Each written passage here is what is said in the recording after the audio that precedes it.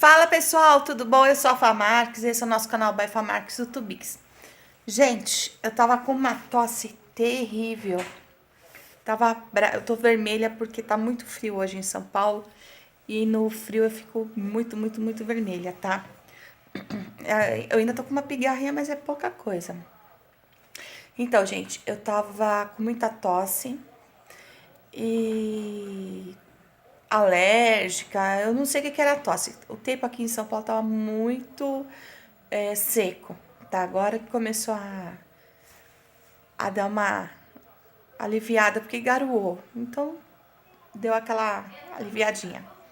E, ó, tá frio, tô com uma jaquetona, um colete enorme aqui, ó, tá vendo? E eu tava com essa tosse, tá? E a primeira coisa que eu falo pra vocês, claro que quando você tá com algum problema, você tem que investigar, você tem que ver, ir ao médico, procurar saber se não é uma pneumonia, se não é alguma coisa mais séria, né? Mas, enfim, eu já tinha ido no médico, eu já tinha sido internada. Então eu fiquei com essa tosse que é tipo uma pigarra, sabe? Um negócio assim que fica.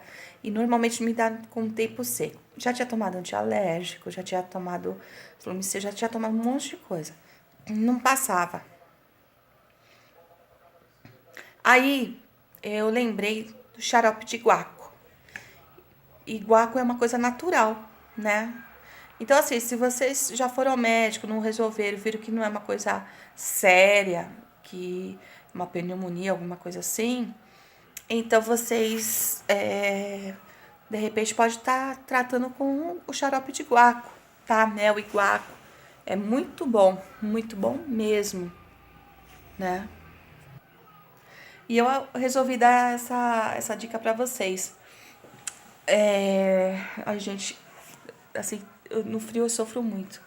Fico muito vermelha, tá vendo? Eu tô olhando aqui porque eu tô olhando a câmera. Quando eu olho aqui, eu tô olhando pra vocês. Então é isso. Aí eu falei, vou compartilhar essa dica que foi muito boa pra mim. Eu melhorei muito mesmo da tosse. E aí eu resolvi estar compartilhando com vocês essa dica, tá bom? Do xarope de guaco, tá, gente? Espero que vocês tenham gostado. Eu faço inalação com soro fisiológico só, o xarope de guaco. Quando o tempo tá muito seco, coloca uma baciazinha com água, tá?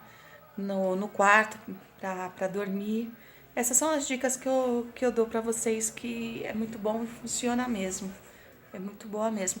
Ferver água com folha de eucalipto e colocar no quarto também é muito bom, tá? E é isso daí, gente.